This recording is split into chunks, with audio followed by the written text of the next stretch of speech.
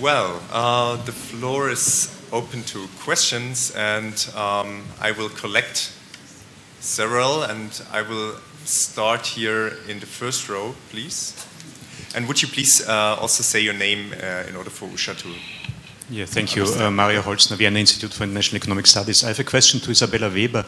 Allegedly, Deng Xiaoping had read Friedrich List's economic system of political economy, but in any case, was this later on emerging export-led infant industry growth model already foreseen in this initial phase of marketization in China?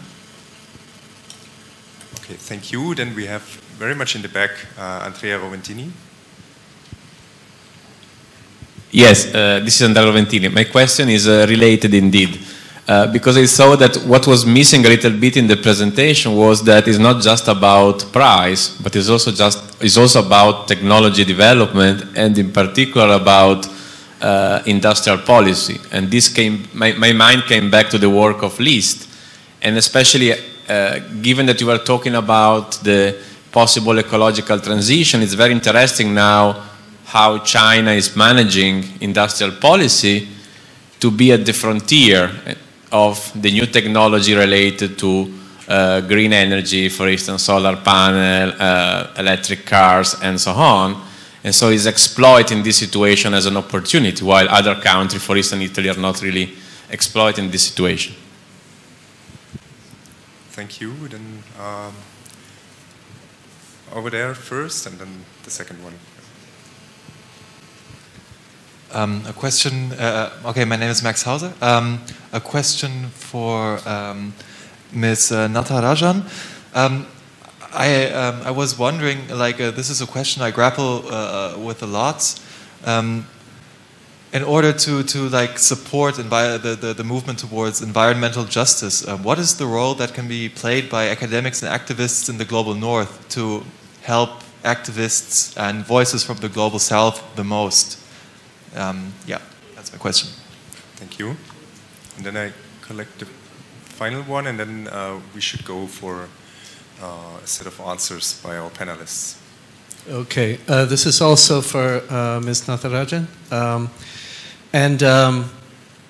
So this room is full of non-mainstream economists.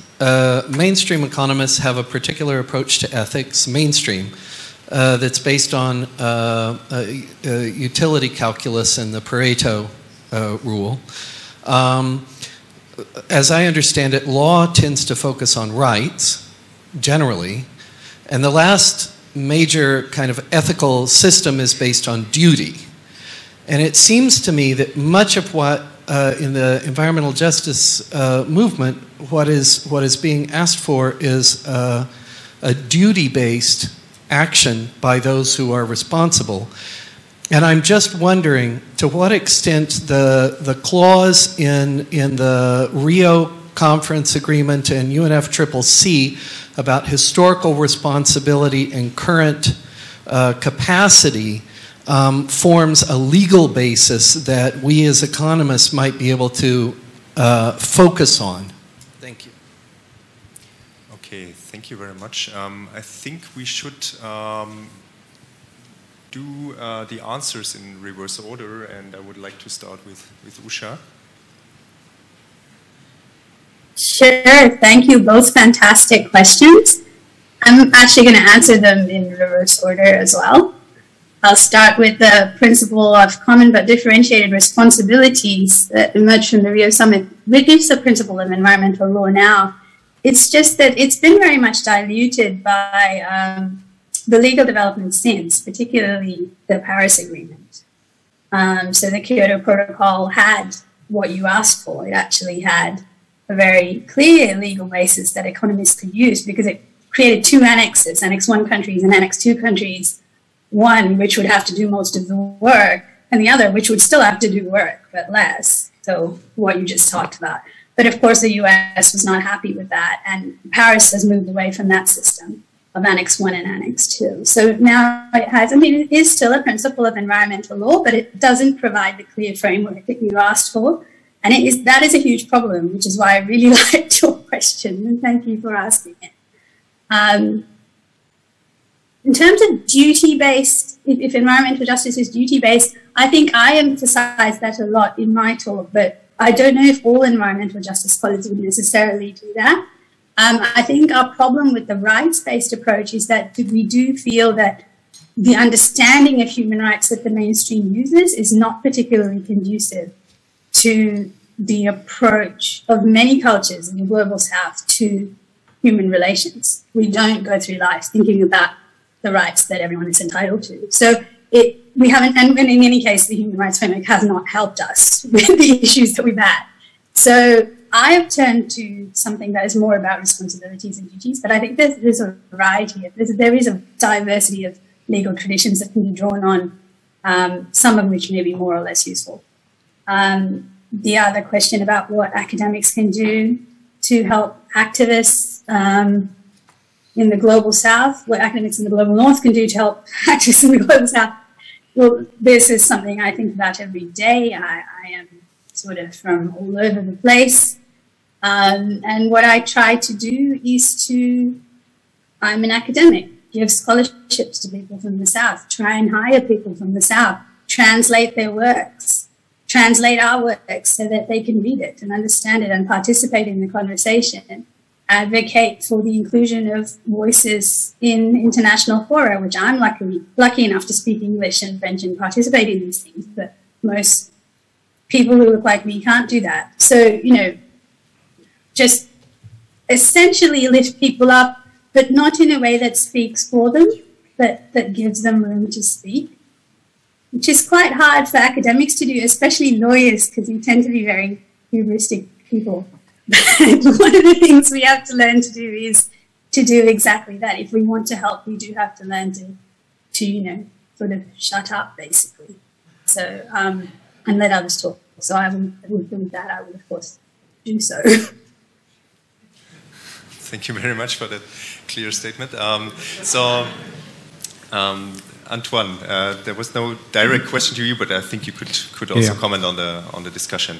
I'm going to respond to Andrea's point, even though it wasn't really directed to me. But I think it's the role of new technologies and R&D is indeed crucial in the low carbon transition, not only in China, of course, but also in developing economies. And so this begs the question on capital accumulation, but also in imports and feeds back. And so what we see in most of the trajectories that we can design in developing and emerging economies is that in the end, the balance of payment constraint is really something that comes back, and it is directly connected to the accumulation of capital and hence of new technologies. And if I may just jump on Eric's comment on the common cause but differentiated responsibilities, I think this is something I tried to discuss this morning a bit in one of the sessions. I think the role of taxonomies on this should incorporate more this principle, because currently the taxonomies are really designed taxonomies, so designing which actions are green or which financial assets is green or not green. The taxonomies currently are developed in developed economies with mature financial markets, and I think if we don't incorporate the differentiated nature of the financial markets and the mitigation actions that can be implemented in the developing economies, we are going to miss the point of respecting the differentiated responsibilities. Thank you, Isabella. Yeah, thank you for great questions. Thanks for mentioning Friedrich List, and of course Deng Xiaoping was aware of Friedrich List, and he would have been aware of a whole range of economists that are very familiar to this audience. But there was a very astute awareness that by the 1980s, after China had tried to copy the Soviet model and had drastically failed at the cost of very many millions of lives, that it was not time for another wholesale copying. So it was very clear that China would have to learn from both Western as well as Chinese traditions, as well as contemporary research and economic thinking, but that there was no wholesale solution, so that we can consider someone like Friedrich List as the architect of China's model, even though there are, of course, clear parallels and points of inspiration. And just since we have been talking about voices from the global south, I would like to mention at this point a recent paper by Eric Helleiner in New Political Economy, where he shows that the so-called Asian development model actually has deep roots in Chinese statecraft thinking that goes back all the way to ancient times, and that can be traced in a very neat way in the 19th century via Japan, which was, of course, the first Asian emerging economy, if you want so, that was very much in dialogue with Chinese contemporary thinkers in the 19th century, and that also goes for the Korean case, actually.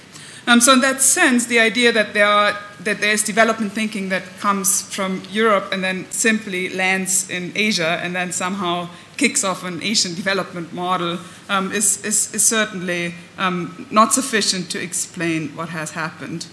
On the question of export-led growth, yes, there was a very explicit discussion in the late 1980s where basically Chinese economists and policymakers realized that the so-called Asian tigers were at the verge of losing their competitiveness in terms of labor costs by basically exporting cheap, light industry, simple goods. And therefore, there was an opening for China to jump into that big gap in the market that was just about to emerge. However, at the same time, along the similar lines as the metaphor of the fly and the elephant, which, by the way, Deng Yingtao was one of the economists who was involved in these debates in the 80s as well, there was an awareness that China, constituting 1/5 of humanity, could not simply rely on export-led growth, since eventually this will be a fallacy of composition. So therefore, export-led growth was seen as something that could work for China's coastal regions, and that could work as something that could attract foreign investment, which would then allow China to learn from foreign technologies and management techniques without having to be indebted on the international market. Whereas this would then give China space to basically upgrade the core of its industrial sectors, which links to the second question. However, this was always seen as a tool towards an end, where the end was to create a diversified, complete, if you want so, Chinese economy that uses export as a tool towards this end, but where the whole development model could not simply rely on an export orientation. And in fact, the slogan of the so-called dual circulation that we read in the news a lot these days is coined in this period in the late 1980s, precisely in this context.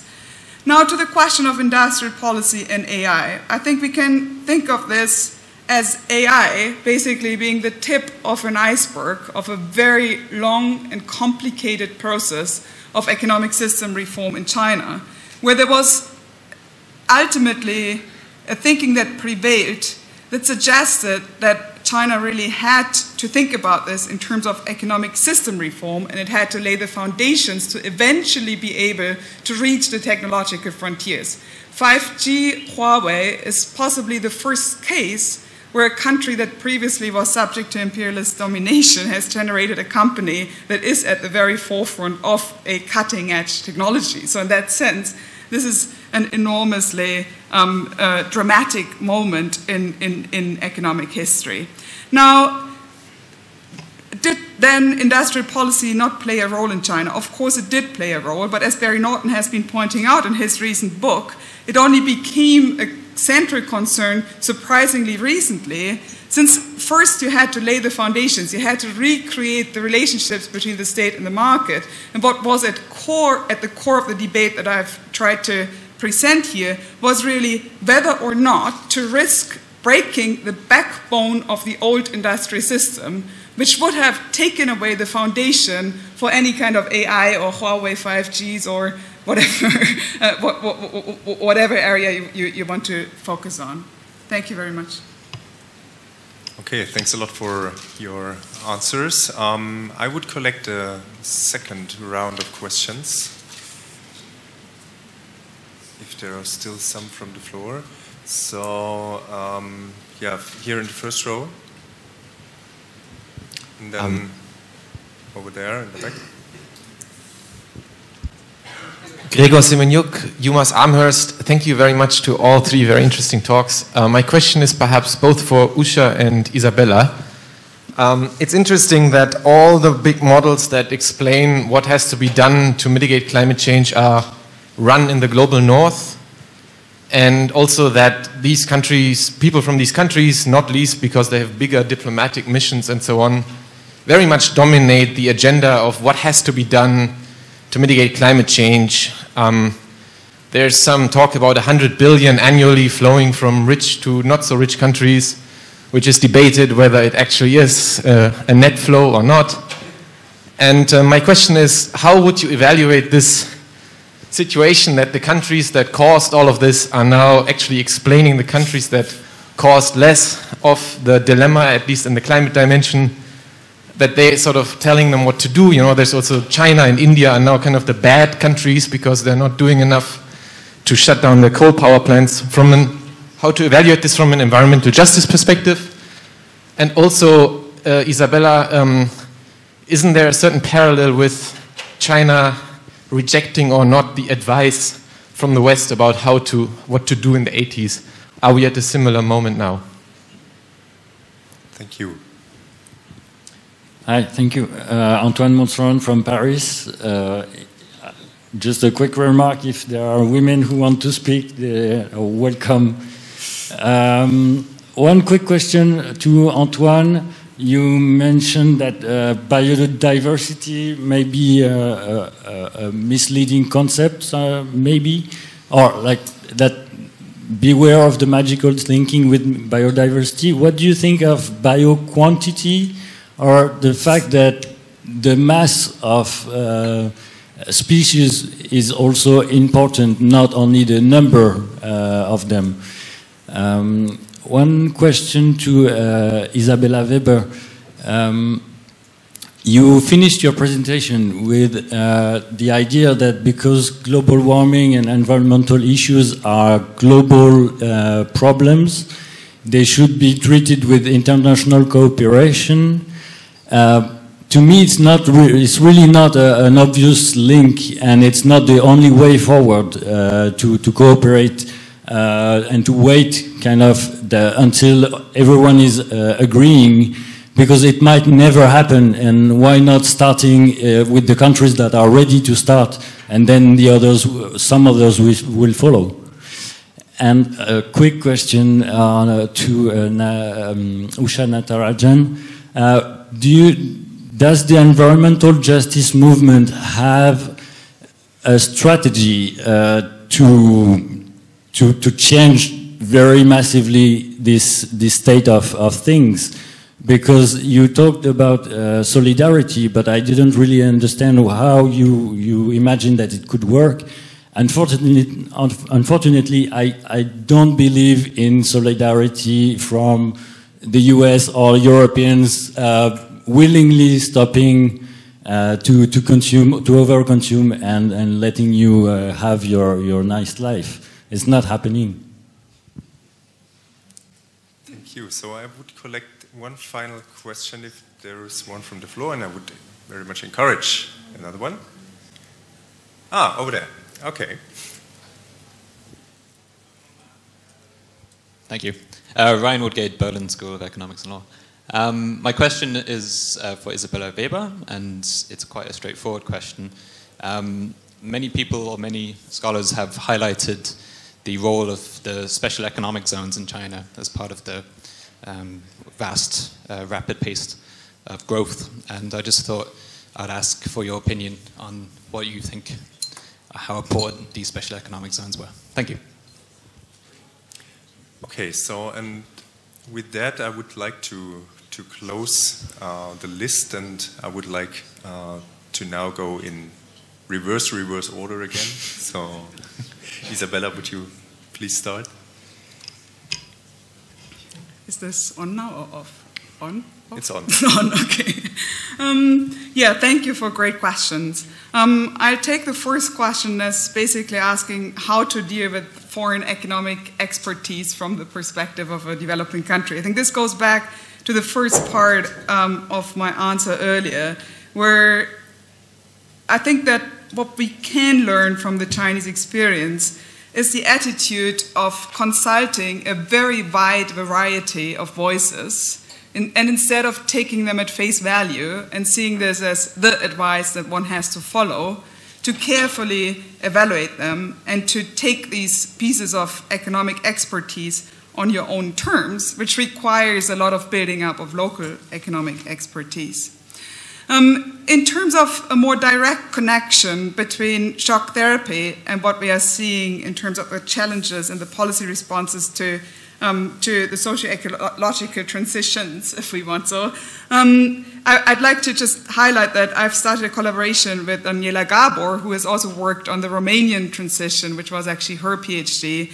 And we have noticed that there's that the parallels between a price-fixated solution to climate change and the idea of shock therapy, which at the core is the idea of fixing the whole challenge of structural change by an adjustment of relative prices, is enormously in parallel, which means that a study of the transition debates in the last great transition, we hope can inform some of the types of proposals that, I mean, a critique of certain proposals that are being re-articulated coming out of what Daniela has called the Wall Street consensus. Well, you can say that there's no obvious link to corporate, and of course you should let first movers move first, but if we look at the pace at which things should be happening, then US-China cooperation seems to be a rather helpful kind of thing that may or may not happen. I'm not saying it will be completely impossible without it, but I do think that global challenges are typically tackled better with global cooperation. I'm happy to elaborate this, but I don't want to have these thoughts on my part stand between you and your dinner. Then the role of special economic zones. Well, this is kind of similar to my answer to export-led growth. Yes, special economic zones were important, and in fact, the first emergence of special economic zones in Guangdong was very much related to the development trajectory of Hong Kong and was emerging more or less not exactly spontaneously, but really out of local experimentation, where in Hong Kong labor prices were going up, in Guangdong right across the border labor was excessively cheap, and there was not a lot of industrial dynamism, so eventually some local officials started to kind of bring this together and attract foreign capital to Guangdong fairly early on in the reform period. Now, I think that the special economic zones were important, but I think that doing special economic zones without a systematic thinking about how these special economic zones can feed back into a country-level development model then becomes pretty much futile, which is, I think, why the special economic zones in the Chinese context have played a very different role compared to those in many other contexts. And let me just emphasize that the way that I've been trying to think about China's marketization is the idea of marketization from the margins, where you unleash new dynamics at the margins of your system, and eventually these new dynamics are channeled into the core of your system in a way that the whole system changes. Now, the special economic zones and the so-called coastal development strategy, which was the very beginning of export-led growth, I think fit exactly into this logic. You unleash a new dynamic, you unleash new links with the global economy, but initially in ways that allow you to keep the core of your existing economy running. Thank you very much.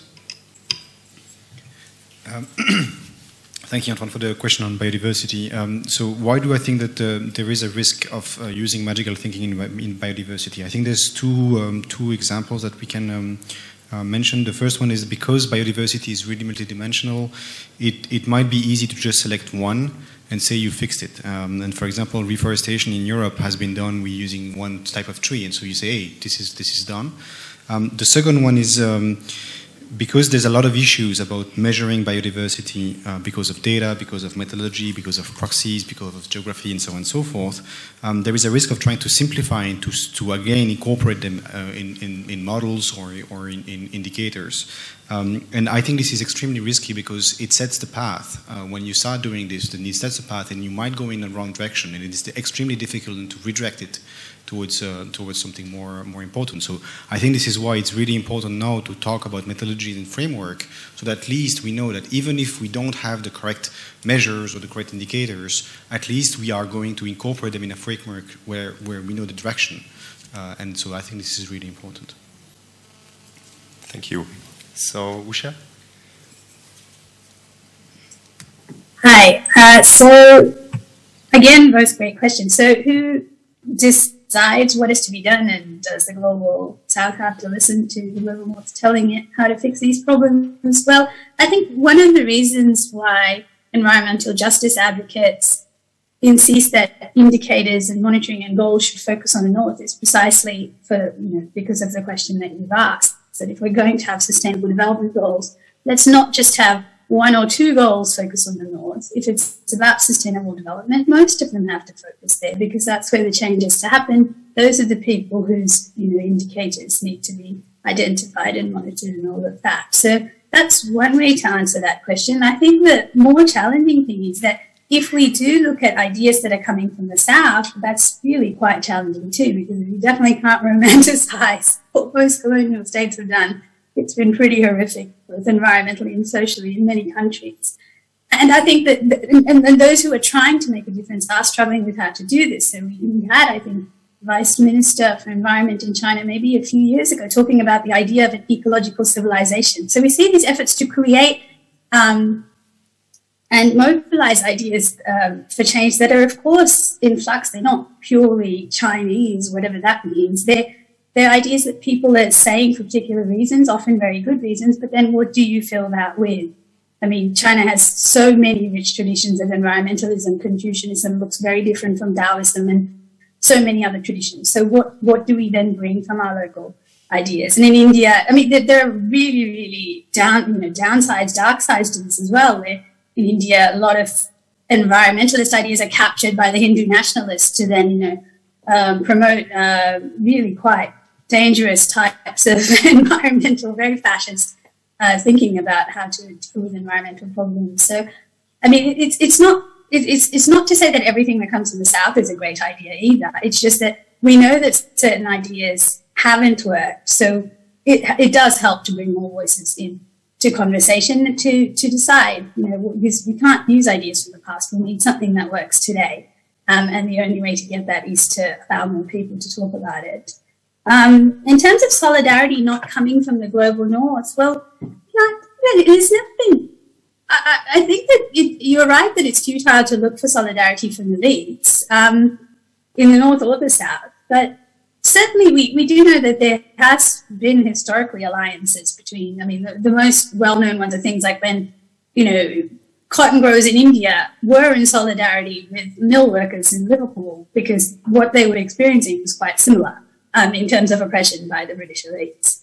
And we see that, that kind of awareness happening now as well, as we see people in Australia and New Zealand, in North America and in Europe realize that not all Europeans are going to be affected in the same way by climate change. Some types of Europeans are going to be affected more than others. And the reason why these solidarities tend not to work is because traditionally racism is what you use to fracture those alliances.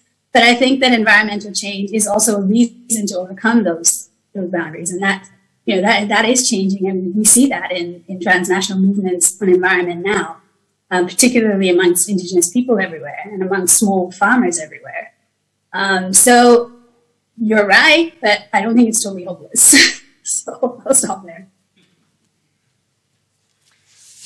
Okay, and with that hope, I'm very much would like to thank all our distinguished speakers for these very impressive talks. So thanks again.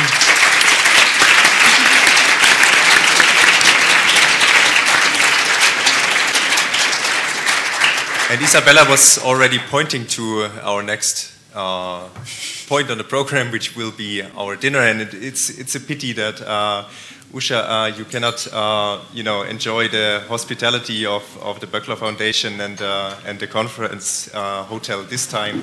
But I hope we stay in touch and keep on with the discussions, and hope to see you in person at any point soon. So thank you very much again for your patience, and Have a nice evening. Thank you. Thank you.